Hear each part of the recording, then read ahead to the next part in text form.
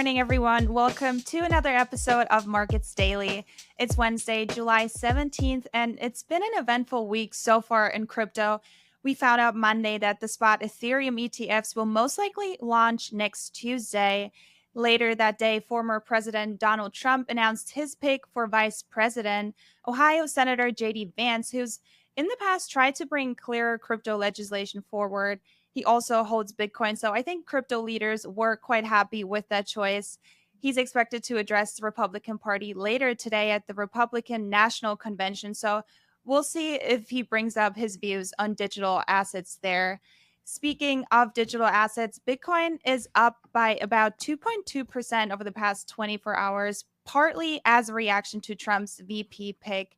Ethereum is up 1.8%, trading at $3,471 at 10 a.m. Eastern Time.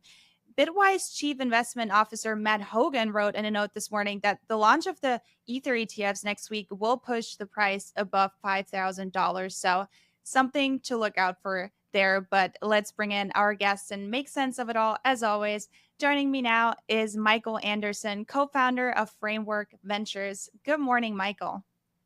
Morning. Great to be here. Thanks for having me. Thanks for coming on this morning. Michael, let's stick with the ETF talk here for a second. The spot Bitcoin ETFs passed $16 billion of inflows yesterday after they took in, I believe, 300 million on Monday. How do you think inflows and volume will change, or will they not change at all once the spot Ether ETFs are on the market? Do you expect any changes to that? Well, I think that there's going to be changes just in the fact that there's going to be a relative market cap discrepancy between Bitcoin and Ethereum. Some of the pundits, Matt Hogan included, that you mentioned earlier, have talked about what is the percentage AUM going to be for the ETH ETFs versus the Bitcoin ETFs. Both of them have an overhang of GBTC and ETH respectively. I think the overhang of ETH is different. It's slightly smaller than on a percentage basis than what you saw with GBTC. And the other factor too that I think will start to play out and we'll start to see with ETH ETFs is that there's over 40% of all ETH either being staked or being used in DeFi, in a bridge, in an asset DeFi collateral protocol. And I think that overall will take over as a major narrative because it'll take less value going into these ETFs, less spot buying to start to drive some of the price appreciation that you would expect. And as we've seen with most of these price movements, price kind of follows narrative and then narrative follows price. So I would expect there to be a lot more activity around the ETF, and that I think will kind of take the narrative as soon as it launches. So with those ETFs most likely launching less than a week from today, I'm sure TradFi will certainly, start paying closer attention to the Ethereum ecosystem if they're looking to invest in it through one or more of the funds. What are some potential pain points in the ecosystem that traders should keep an eye on in the next couple of months? Well, maybe to touch on the first point, which is I think it's an important moment where in most of the institutional conversations that we have, we're talking to people who are saying, hey, I want some exposure to crypto. Bitcoin, I can understand it. It's digital gold. The narrative with Ethereum really is, okay, it's the app store for financial services. And being able to understand that growth mindset, that growth asset class, they can mental model how an app store, how that would play out if it was any other category. And so I think most investors want to have both.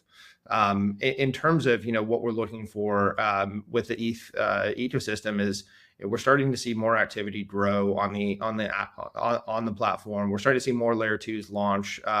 Gas fees have been the lowest that they've ever been due to some of the upgrades that have gone through recently.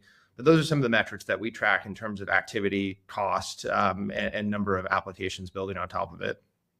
Now let's zoom out for a second. How do you expect the macro environment in the second half of the year to impact crypto, especially now that, we'll most likely see a rate cut in September by the Fed?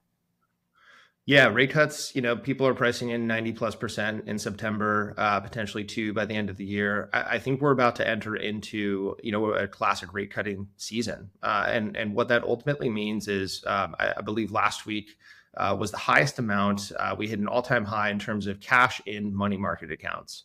And what I kind of liken that to is basically cash sitting on the sidelines, waiting for interest rates to change such that that cash can go off and find a better rate of return. And what I would expect is that as we start to see some of these rate cuts happening, a couple of things will happen. The first is, the valuation models for these different assets will change. When you're able to change what is the discount rate, what is that interest rate, and it decreases, the valuation goes up. So growth assets will see a price appreciation, but then we'll also start to see cash moving from the sidelines into some of the more high risk, high reward asset classes like crypto. And so I would expect that this won't necessarily happen with that first rate cut, but it'll start to happen as we see more and more rate cuts over the course of the next 12 months. Now, do you have a price target for Bitcoin and Ethereum for, say, 2025? No price targets. I think there's so many variables. It's impossible for us to predict. But we're continuing to see inflows. We're continuing to see activity, and I would say it's definitely something that we're excited about over the next 12 months. Now, when you say cuts, several cuts by the Fed, if they indeed start cutting rates in September, what will the Fed have to see happening to cut it further over the next, say, 12 months? Well, I think the same activity that would lead to a cut in September will lead to further cuts over the next 12 months. And looking at the dot plots, the expectations are that we'll probably see another 1.5% to 2% rate cuts over the next 2 years, leading to about 3 to 3.5% interest rates by the end of 2026. And what that really means is that we're going to probably see anywhere from 8 to 10, 25 basis point rate cuts over that period of time. And the classic signals will be the leading determination of whether or not we go higher, whether or not we go even further than that. But it'll be inflation, and we expect inflation will continue to go down. We expect the labor market seems to be ticking up, at least on the last unemployment figures that we saw. Those are the two mandates of the Fed, and those are the metrics that I'm sure everybody is tracking very well. Now, we don't talk a lot about gaming here on this podcast, but I do know that Framework Ventures heavily invests in crypto gaming, among other branches, of course. So, for all our gamers out there, what does the crypto gaming landscape look like right now? And what are some other areas that you're looking to invest in the next year or so? Yep, I think the crypto landscape, if I could peg it to one kind of market narrative right now, is that it's just beginning. What we have seen over the last 6 months is we've seen our first multi-million monthly active game in the form of Pixels. In the last 30 days, they had over 1.5 million active players in that game ecosystem. And what we're also seeing is platforms like Immutable hitting 2 million individual signups onto their Passport, their wallet product. There's over 275 games launching on Immutable in the next 18 months. And I'm sure that for every single gamer out there, you're going to be able to find a game within that 275 that you find interesting or something that you really like. And so I would imagine that this trend really becomes a pretty large narrative just based off of the sheer numbers. And you can imagine some of these games will be wildly successful, tens of millions of monthly actives. Some of them won't be as successful, but that's sort of the nature of the beast. But I would imagine if we're talking about games this time next year, it's probably one of the core categories, just like DeFi has been over the last few years. And some of the market narratives that we're continuing to see, we've announced a couple of investments in the AI space. Really, really talented founders are coming into the space right now, whether it be from Google or Tesla or any of the other kind of notable AI ecosystems, traditional tech companies. They're starting to come into the crypto space because they recognize that blockchains are going to be the monetization layer for AI.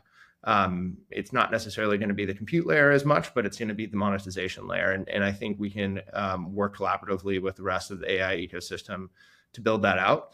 And so, yeah, those are kind of the main things that we've been looking at over the last couple of months, and always excited to be surprised whenever we meet a new founder working on something totally different. Awesome, Michael. Well, I think we have to leave it here, but thanks so much for joining us this morning and for sharing your insights. Yeah, thanks for having me.